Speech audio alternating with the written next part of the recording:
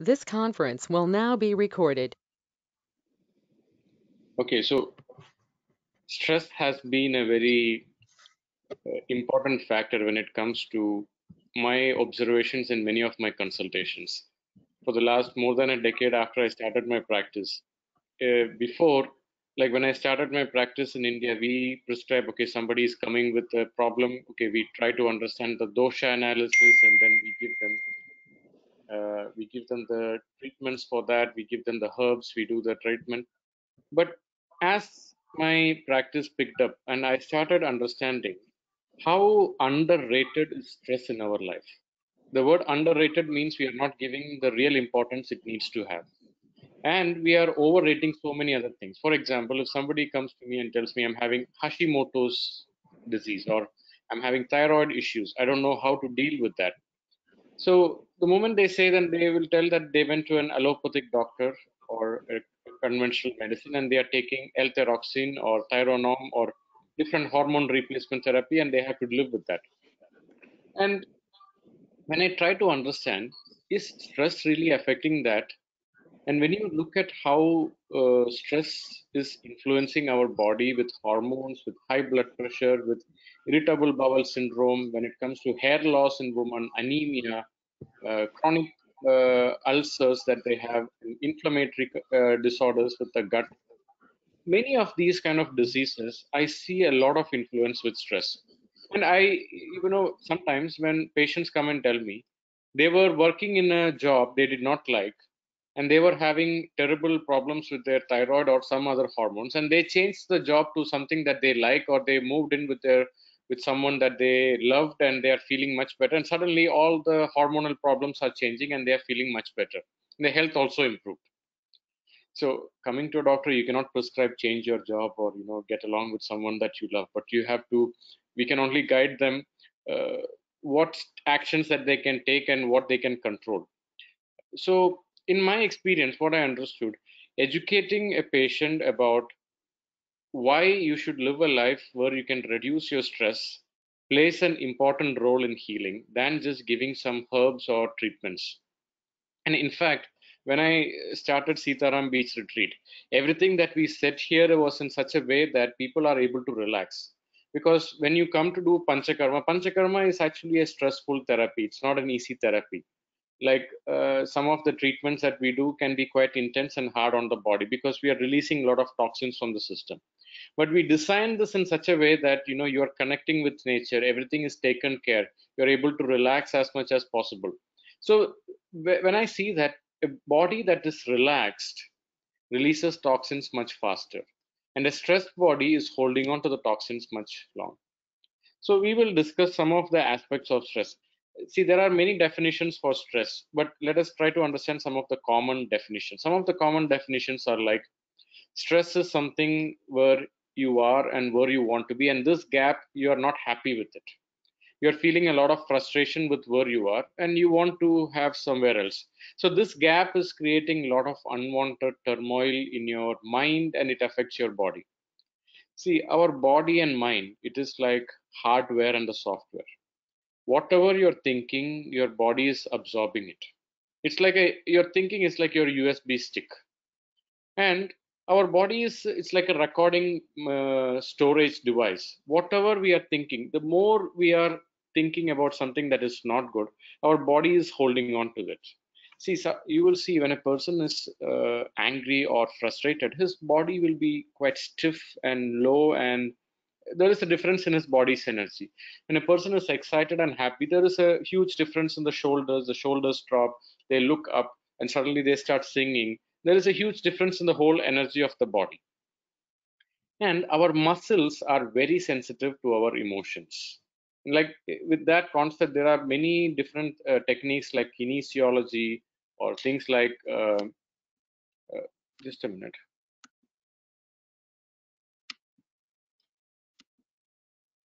Like there are many topics like kinesiology, like muscle test. In all of this, what we are trying to understand is how important we are connected with our emotions. And stress, let us just go in deep. Stress is lack of energy or clarity to deal with your reality. If you are not able to deal with the reality, if the problem is appearing too big, then you feel, oh my God, I'm not able to handle this. This is going to hurt me. Now, when we try to understand our brain is a 200,000-year-old organ. It is one of the most powerful organ ever to be designed by Mother Nature. And even if you have 200,000 supercomputers, it will still not be able to match the performance of our brain. It is that powerful, and that is what we are having today. I mean, that is what we are owning. And there are many quotes about human body and brain.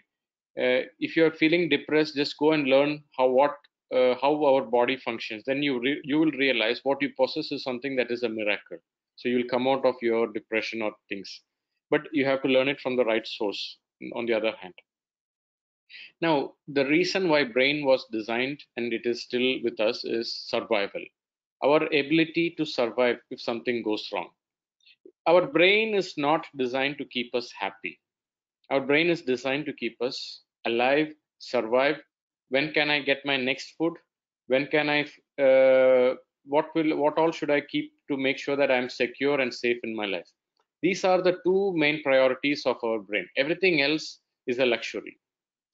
So when our brain is designed in this way, constantly it is looking for what is the next threat that I'm going to have. Is there any threat that is coming to me? Like ancient times, the moment you see a lion or any wild animal coming and chasing after you, our body influences the pituitary gland to release a hormone called as cortisol or stress hormones. The moment the stress hormones are released, and it will be flooding to our body's nervous system, what will happen is our body will start reallocating all the energy to our uh, muscles. Now, muscles and to our brain. See, our brain and muscles will have the maximum energy than any other organ. Like, for example, if you see that you need to run away, something is running after you, we need energy to run and to survive. So all the energy will come to your hands and to your legs. And at that time, just like when the lockdown was called in India, all the non-essential services has to shut down. When I say non-essential services in our body, digestion is actually a non-essential service. When you are worried if you will survive, we can wait to digest. Immunity is a non-essential service when it comes to life and death. Life and death means we have this term called flight or fight. You have to escape, run, and survive. In such a condition, you have to see when you are constantly engaged in something that is creating your survival, or something that is potentially threatening your survival, we tend to keep on releasing cortisol. And when we keep on releasing this cortisol, we become hypersensitive to even a small stress. Sometimes when we are constantly under stress mode, even a little bit of thing, somebody calls you with a name you don't like, we can hyper react and be very angry with things. This tendency of hyper reaction or overreaction is because we are not recovering after a stressful situation. See, once the cortisol is released, see, this cortisol releasing and the flight or fright mode is one of the most magical phenomenon that is happening in our body to keep us alive. It is because our ancestors were able to do that, we are still alive. But today we don't have those kind of problems. We are not worried if a lion will come out from a zoo and catch you, or we are not worried if a tiger will come out, unless you live in some rainforest where you're worried about that. So today we are worried when can I travel to other parts where there is more sun? When can I travel to India or Sri Lanka? These are our worries more than what will happen. See, survival is something that is not a big problem today, especially if you live in a country where food supply is quite abundant. But what happens is our nervous system is not designed for the current modern day stress. And today, just when you get stuck in a traffic, just when you get stuck, or when you're not able to finish your uh,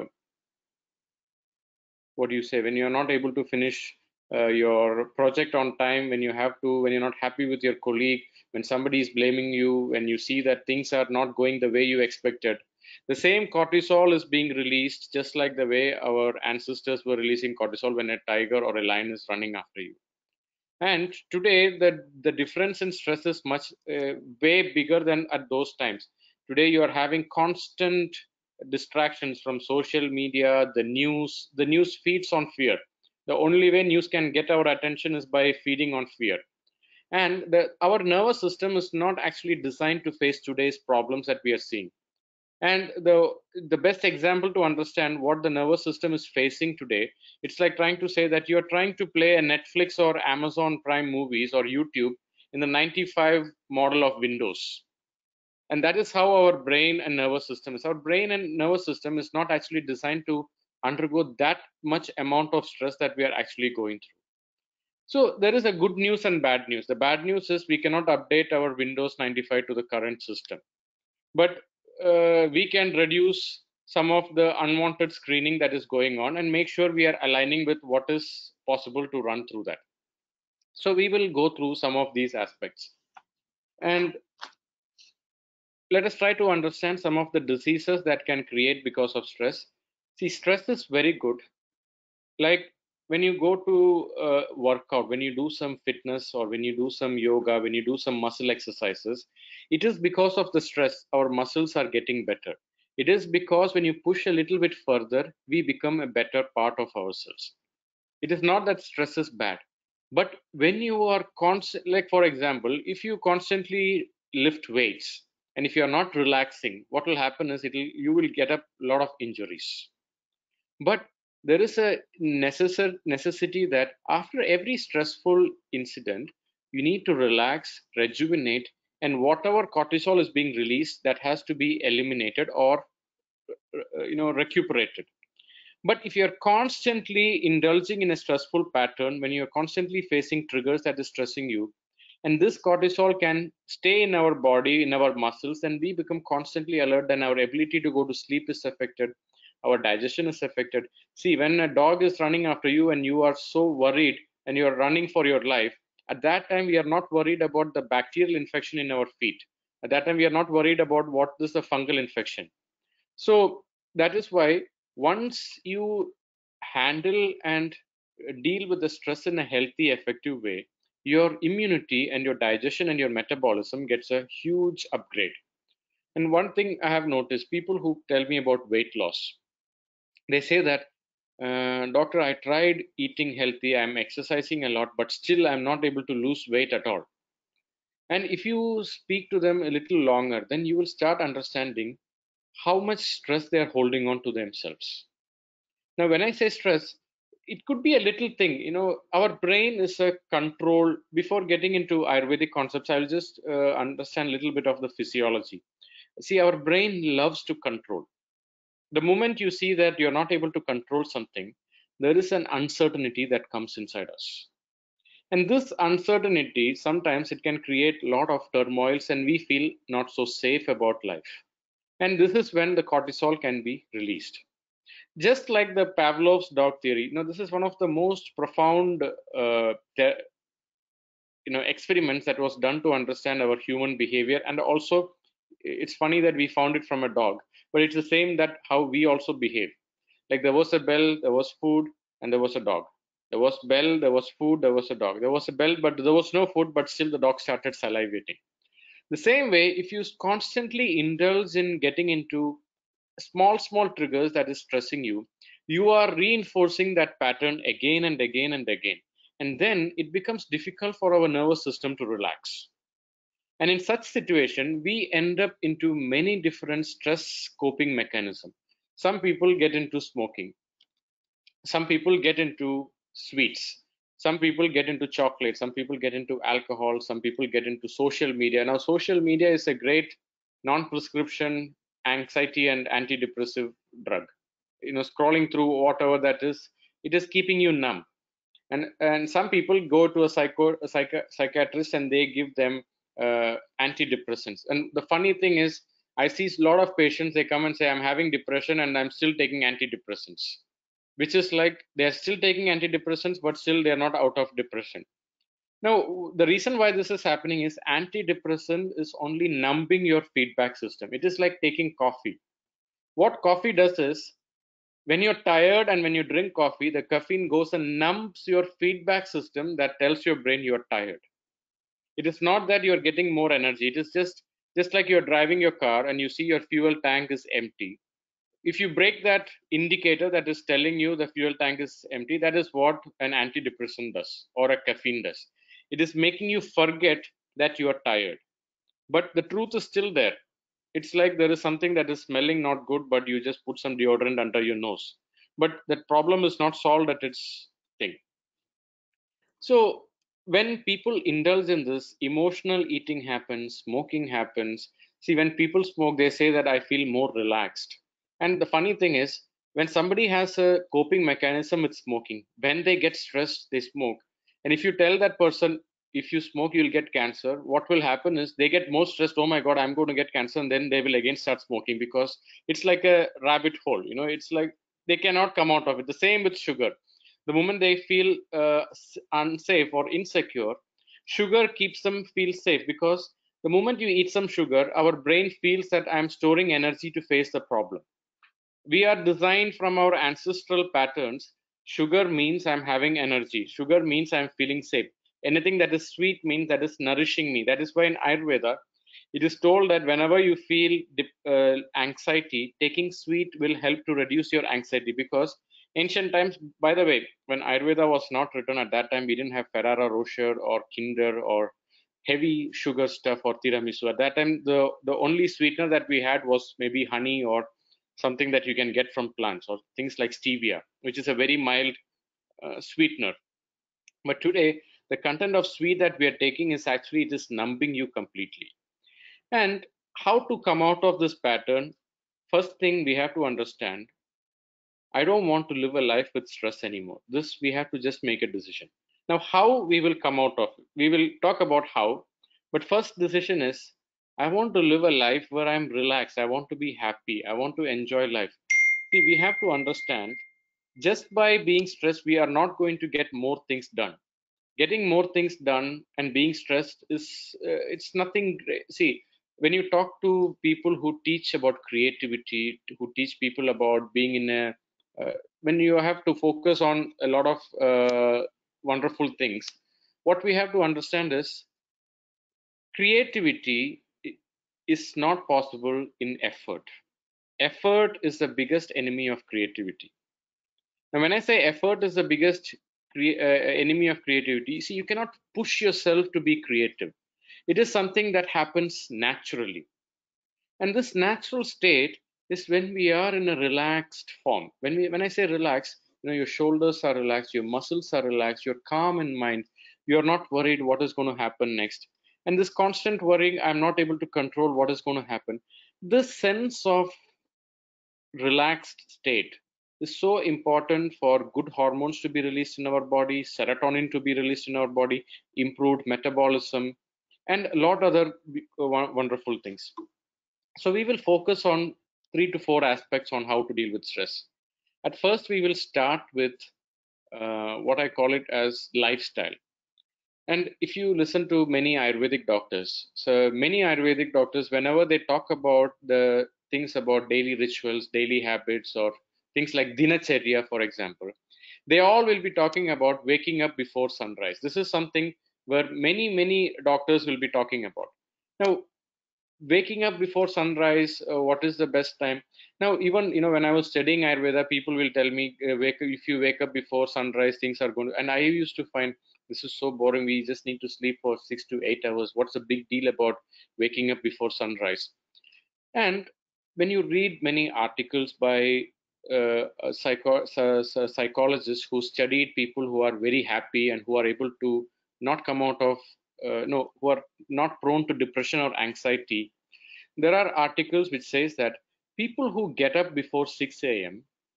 are much more happier, more productive, and have a better metabolism and immunity. Now I'll repeat this again. People who are getting up before 6 a.m. Now, when I say 6 a.m. before getting up, it also means they are sleeping well and waking up fresh. And they are waking up fresh before 6 a.m. They are able to have better quality of life. They are able to think better. They are able to be more productive, and they look forward for the day. Now, let us let us just try to understand what happens when we get up quite late. See, even if you go to sleep at the normal rule is, if we all need 6 to 8 hours of sleep. But even if you go to sleep at 2 o'clock or 3 o'clock in the morning, even if you sleep for 10 or 12 hours, there is high possibility that we get up tired. Just observe. I'm sure when you look back, even if you go to sleep at 3 o'clock or 2 o'clock early in the morning, even if you sleep till 10 o'clock or 11 o'clock, we still wake up with a lot of heaviness in our body. The reason is our body is highly connected with the sun's movement and the earth's magnetic field. When it comes to many hormonal disorders, when it comes to people coming and telling me I'm trying to exercise, I'm eating very healthy, but still I'm not able to lose weight, I spend a lot of time helping them understand why you have to go to sleep early. When I say why you have to go to sleep early, see, in Ayurveda, in one of the books called Charaka Samhita, there is a chapter which talks about three foundations that will make a person's life fantastic, full of vitality and longevity. He will live young for a very long time. He talks about three things. And he says that among these three things, it needs to have a sequence. Like number three will not come before two, it comes after two. So the sequence, the number one sequence of that is the word nidra. The word nidra means, it also means sleep, it also means relaxation. And it also means we are cutting down from unwanted anxieties or worries. So why in Ayurveda it is mentioned sleep is so important? Now, see, one third of our life, our body is designed in such a way that one third of our life, let's say we are lucky and we are living for 100 years, 35 years we are supposed to live for sleeping if we just allocate. So, and if you take all the other works like eating, you take all the other things like doing your work, sleeping is the most important activity when you compare all the other things. Now, the reason why it is that, like, because there is a lot of importance for that. When we sleep, we are releasing, it is one of the best detoxing therapies that we do every night. And if you are not sleeping, what happens is, and by the way, people tell that I try to go to sleep at night, I'm not able to sleep. I'll come back to them. I know how they trick to get into that habit. It's actually a pattern, like the Pavlov's dog theory. They just train themselves not to sleep. It's a pattern that can be shifted and retrained.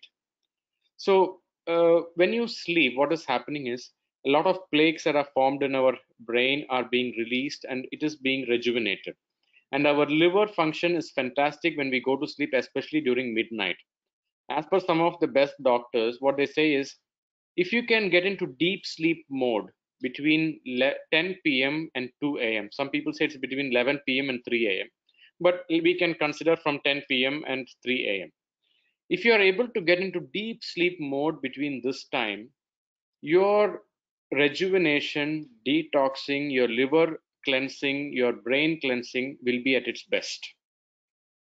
So what I tell people, if they are taking hormone replacement therapy, anxiety, if they are too stressed, if they have high blood pressure, I spend a lot of time breaking their resistance to going to sleep early. They say that I cannot, I'm a night owl.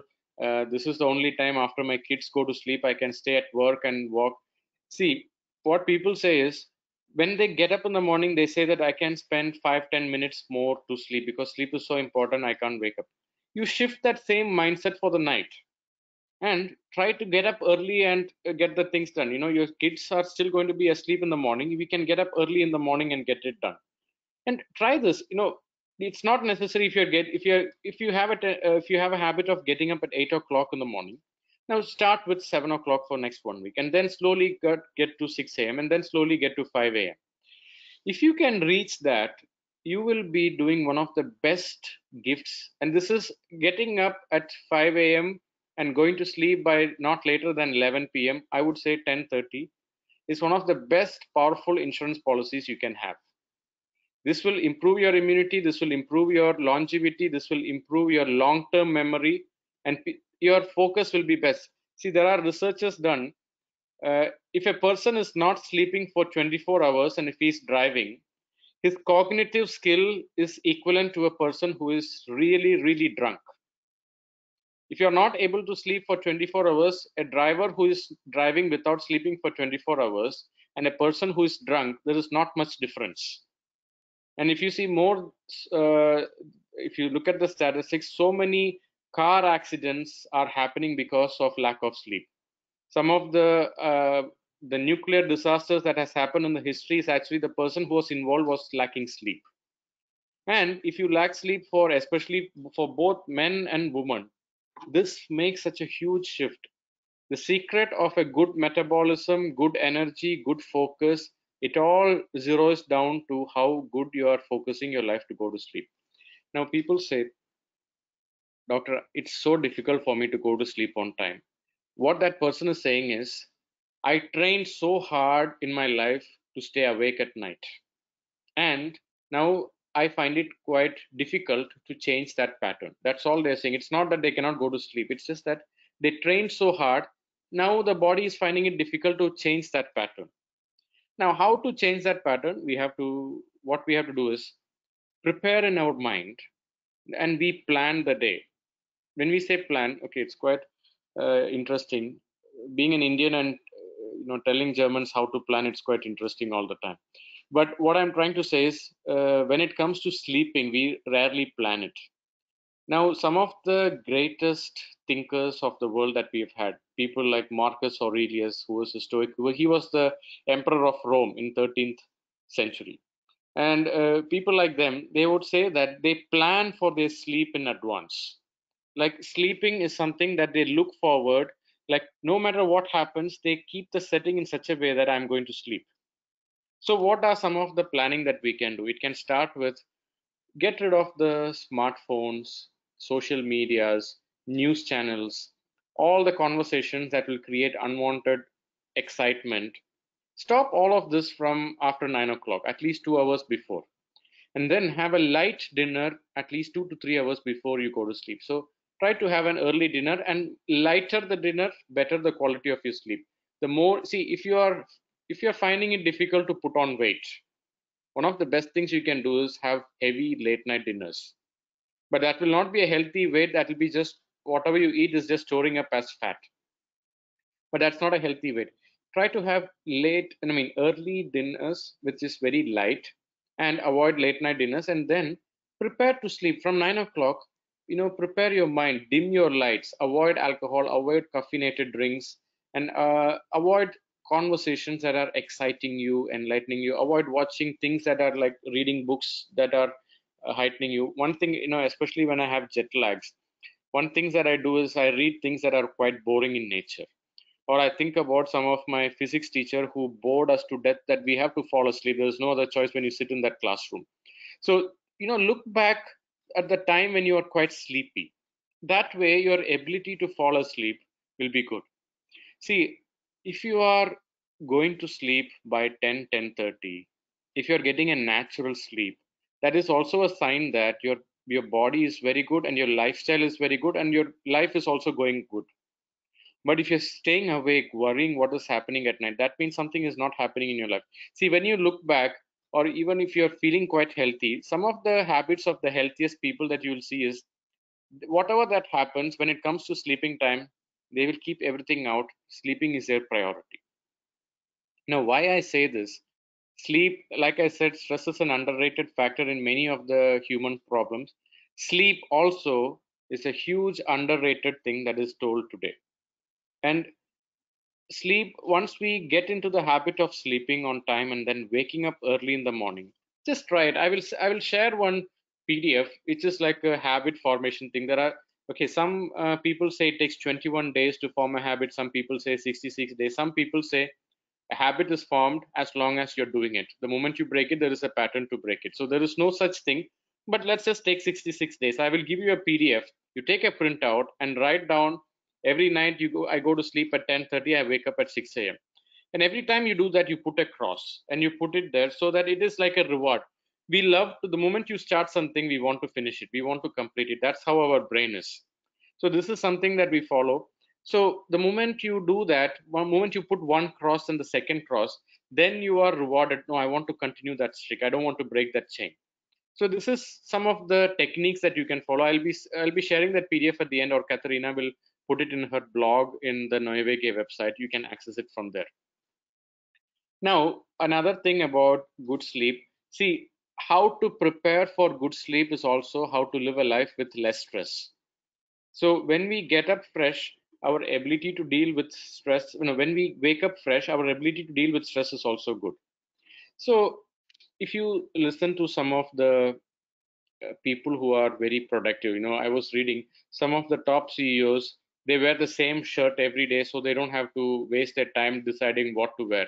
I wear the same thing so that I don't have to worry about this. Now there is a reason for that, because our nervous energy is quite limited. And it is true, according to Ayurveda, there is a statement in Sanskrit: we can only, no matter how, okay, they say that woman's brain can do multitasking, but actually what it means is, it's just that the evolution prepared the woman to deal with many things at once. She has to take care of the kid, she has to protect the babies from a wolf that could come, and she has to prepare the soup, and she has to wait for the hunter to come back. So evolution designed a human woman's brain in such a way that she has to deal with many things, whereas for a man, he is a hunter, he has to have laser sharp focus on what is coming. But if you look at the brain, basically it zeroes down to, we can only do one thing at a time. But in a woman's brain, it's just that one thing at a time. She can shift and come back to the same thing. Just like the binary language, it's 0 and 1, but it's different permutation and combination. But a woman's brain, it is designed in such a way that it can happen more. And a decision is a very expensive energy for our nervous system. Any decision that we make, it creates a lot of, see, the word decision, it means you have to cut off. So when we cut off, constantly, if you, let's say, examine, you are planning, okay, I want to decide which place I have to go, which hotel I have to go, or which property I have to visit. There is a lot of confusion. Okay, the moment you decide, you are saying no to many other things, so there is a music going in the background. Oh my god, what if I miss the good things that are available in that place? See, as a human brain, we want the best of everything, and we are constantly worried, will I miss out on something that is good? This is just the way the human brain is designed. But somewhere we have to cut and make a peace with, okay, I am making a decision. I say goodbye to that. Now, whatever happens here, I'm going to decide with that. So, some of the people who are happy, some of the people who are relaxed, one of the habits that they follow is, before they go to sleep at night, they spend about 15 to 20 minutes planning the next day. Now, when I talk about planning, I'm not talking about your work meetings, what call I'm going to have, okay, what is the agenda that I'm going to have with this minutes, or what time I have to reach. I'm talking about going to unwanted decision wastage things like, what dress am I going to wear? If you can plan it one day in advance, we are saving a lot of energy there. What food am I going to cook? If you can plan it in advance one day earlier, then we can do that. See, when I say plan it one day in advance, some people say that if I'm going to plan it all, then there is no variety in life. There is enough things that life will give us for variety, trust me. We are talking about little things where our decision skills are being dissipated. So we are reducing where all we can reduce our decision skills, so that our vata energy is stored in a profound way. And vata is our creativity. And when vata is in a low energy, that is when anxiety happens. So where all are the decisions that you are planning to do the next day, if you can prepare it the previous day, we have a lot of energy to deal with the problems. Again, remember, stress is lack of energy to face the reality. When our energy is low to face that problem, that is when we get stressed. So we are saving up enough energy to see, when your energy is high, even if something is quite big, you find it as a challenge. When your energy is low, even something is small, oh my god, how am I going to do that? This is going to create, then the panic happens and the heart rate goes up. Some people get into panic attack. It's just a trained pattern. So in order to change that, try to plan certain things in advance. At the same time, focus on what we can control. Now, when I say what we can control, see, in some of the Stoic thinking, why I say Stoic thinking, because Stoic philosophy and yoga philosophies of Patanjali Yoga Sutras, there is a lot of similarity in that. It talks about, where can we focus our mind? Where can we focus our thoughts? Our energy goes where our focus is going. In Ayurveda, I will come back to one of the philosophies of Ayurveda. In it is said that when you are focused on things that you love, when you are focused on things that you can really change, And in Stoic philosophy, they say that when you are focusing things that you can really control, and when you give up things that you cannot control, that is when you become relaxed. For example, we cannot change the weather. If it is raining, we cannot change the weather. But I have control on if I should carry an umbrella. For Europeans, if it is snowing, you cannot change that. If you sit and blame, okay, it is snowing, it is raining, things are not going on well, then we are just wasting our nervous energy. This is something that is beyond our control. Again, stress is what we are. Stress is a synonym for fear, frustration, anger, uh, anxiety. A lot of things that are belong related with anger, fear, emotions are is a code word for the word stress. So what is frustration? Frustration is you are doing something and you're not, the result that you're expecting is not coming. I'm investing so much of my energy, I did so much, but I'm not getting the result. That is what we term it as frustration. And if you are trying to boil water at 70 degrees Celsius, you are not going to vaporize the water. If you want to vaporize the water, you need to heat it at 100 degrees Celsius. So usually our frustration is because we are not putting the right effort in the right place, which means we are not focused on things that is we can control. We are focused on things that we cannot control. Okay, now we have the coronavirus things. There is nothing we can do about the news channels. There is nothing we can do about what happened with some person in China. All we can control is how can I improve my immunity? How can I use this time to improve myself? What can I learn more? Even if I'm staying at home, what is that I can focus on? See, whatever you focus on, that is where the energy goes. And whatever, the more you are able to understand the difference between what can be controlled and what cannot, that itself is a big victory. So again, I say the more you are able to discriminate things you can control and things you cannot, there itself we have a big victory. Somewhere I read a beautiful quote: God, give me courage to change the things I can, and tolerance and compassion to accept the things that I cannot, and wisdom to discriminate the two. And the same statement, it was remodified in a good coffee shop. Give me coffee to change the things I can, and whiskey to accept the things I cannot change. It's the same thing, but they are putting it in a different way. But the point I'm trying to say is life is like that. The how we are able to understand what I can control and what I cannot control, that will differentiate the quality of your life, how you deal with stress, and how relaxed you are. And the more you are focused on things you cannot control, high stressed out you are. And the less you are focused on things you cannot control, and the more focused your things you can control, then your life is a relaxed state. Now, people say that it is not that if I cannot control that thing, that means, does that mean that I should give it up? See, there is a difference between controlling the outcome and influencing something. See, okay, some people say, I'm worried about the global warming. For sure, we cannot control the outcome of global warming. But the only thing that I can control is how can I reduce my carbon footing? I can plant more trees. I can reduce plastic wastage. I can look after and support, buy things that are less problematic to nature. That's the only thing I can control. So, and when you are focused on what you can control, that is when our stress levels are changing.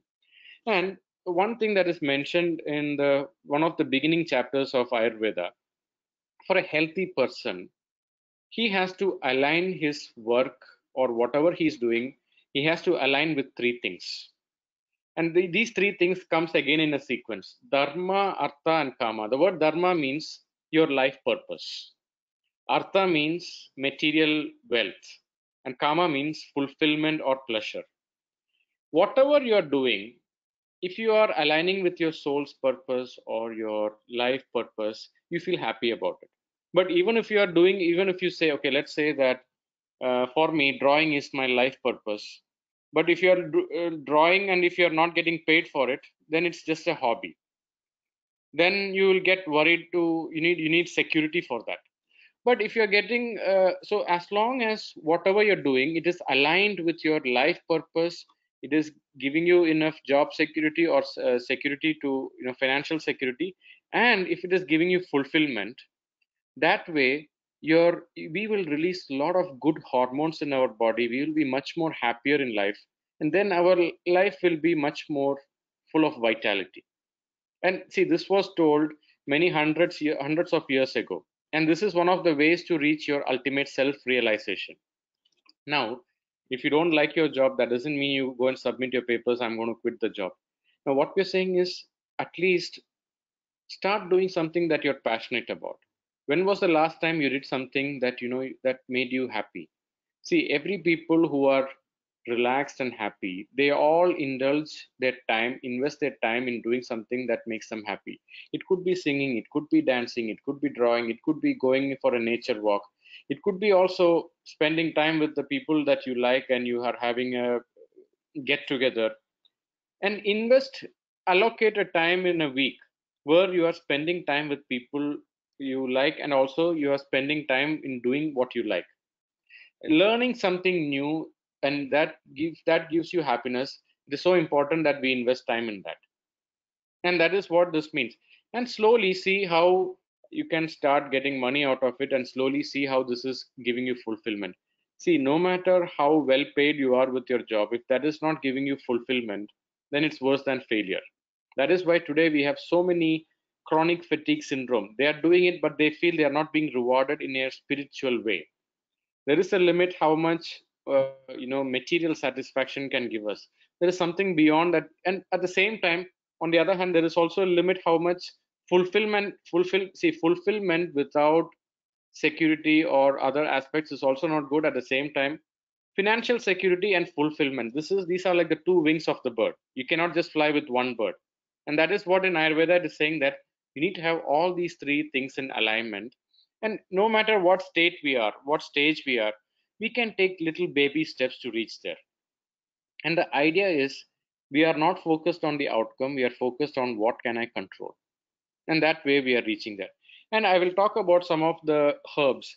See, the most profound habit that we can do to improve our quality of life and reduce stress is going to sleep not later than 11 o'clock and waking up before 6 o'clock. This is one of the most powerful habits. Even if you have some unhealthy habits, but if you follow this, this will take care a lot of the others. But if you don't have this, even if you have a lot of very good healthy habits, but this can, reduce the power of the other healthy habits. So try to make sure that you design your day, you plan your day in such a way that nothing comes between your time to sleep. And also taking a power nap once in a while, like for 10-20 minutes. This is a fantastic way to rejuvenate your immunity and also your way to deal with things. Another thing that I want to talk about is in Ayurveda, it is mentioned when it comes to your thinking, the more aware of your intentions and what you're doing. When we say a person who is fanatically obsessed with awareness, the word fanatic means, we are, okay, the word fanatic and obsessed, which is quite similar, but that is the appropriate translation of this word from the Sanskrit. If you are fanatically obsessed of being aware of what you're doing.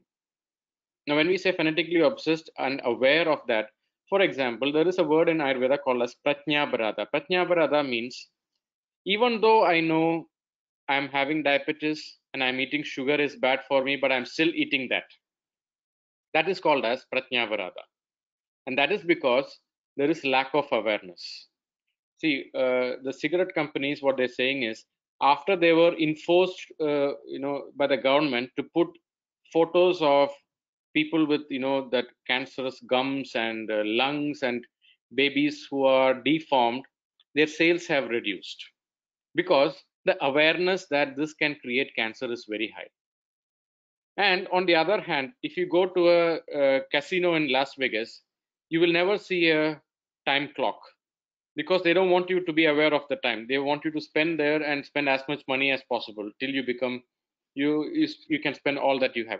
And they will keep ATMs as close to you so that you can get, and the moment you start playing, they will keep giving you all the drinks. So that I never gambled in my life, but I'm just saying I went there and I observed how they trick the person to forget about everything and spend your time until the time you get up and you realize, oh my God, how did I spend so much time?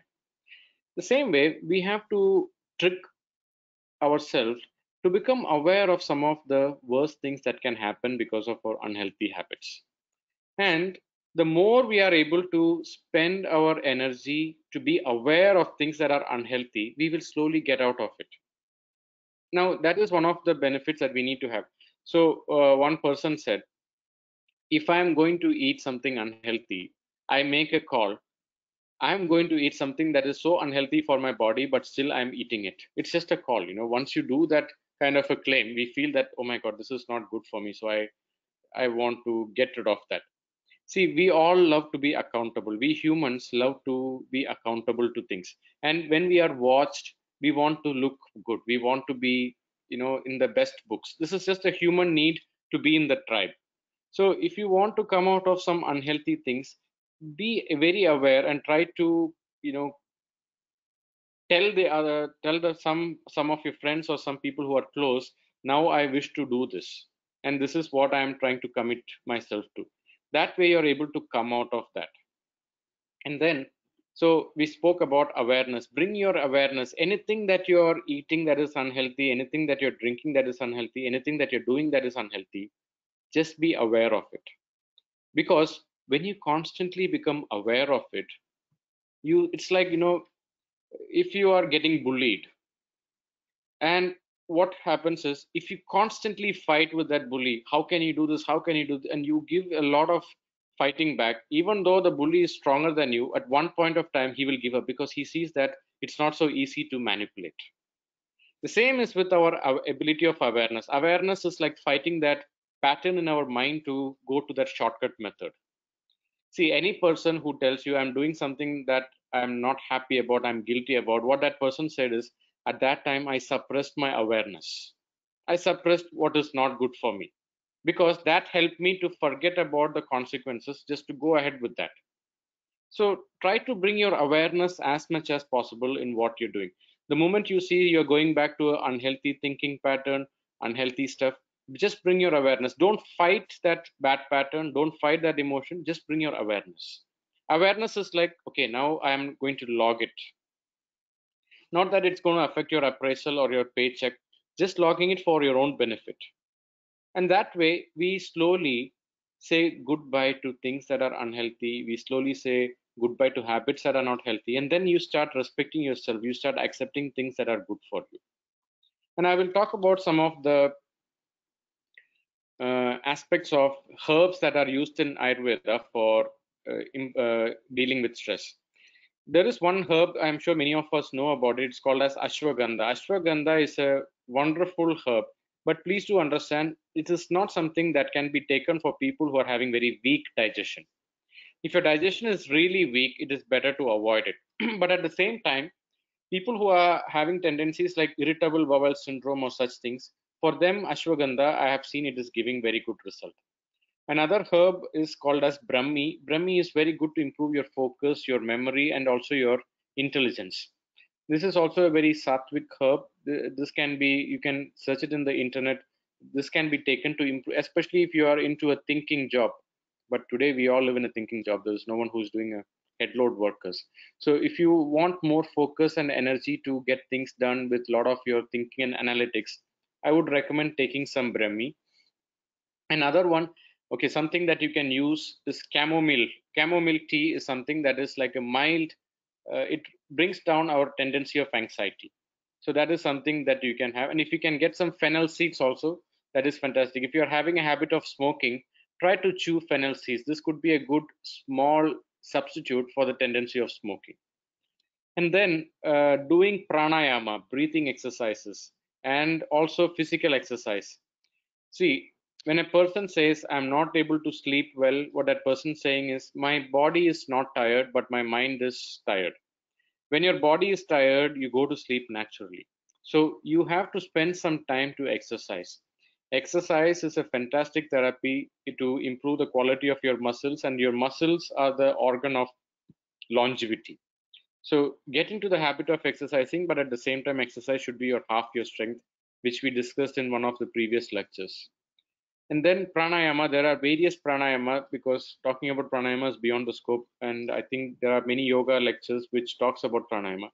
There are more than 100 varieties of pranayama. Try to experiment most of that and see what is working for you. It brings a lot of calmness. It makes you breathe deeper. And when we breathe deeper, our emotions are also calm. See, when you see a dog, how does it breathe? It breathes really fast. And what is dog represents the energy of vata. It is always restless and hurry.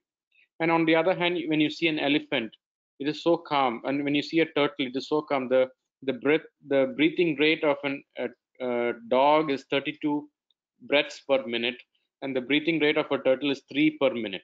I'm not saying we have to be like a turtle, but what I'm saying is, if you are able to breathe deeply, our tendency to be calm is much better, and we will be able to understand what is that I can control, what is it that I cannot.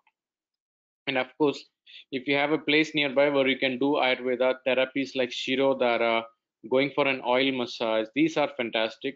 Now that you cannot come to India for Panchakarma, till then, there are so many options that I'm sure you will find it once the lockdown is over. Or you can also do self oil massage.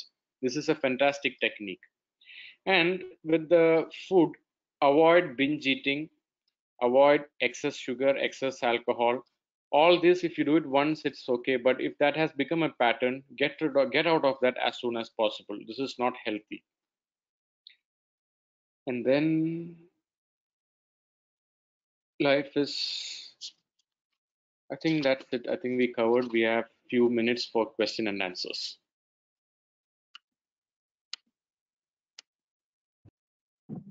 Wonderful. Thank you so much, Dr. Vignesh. So Yes, any Captain. questions, you may also just put them into the chat and then we will look at it. Is there checking in? I think I can end the recording now.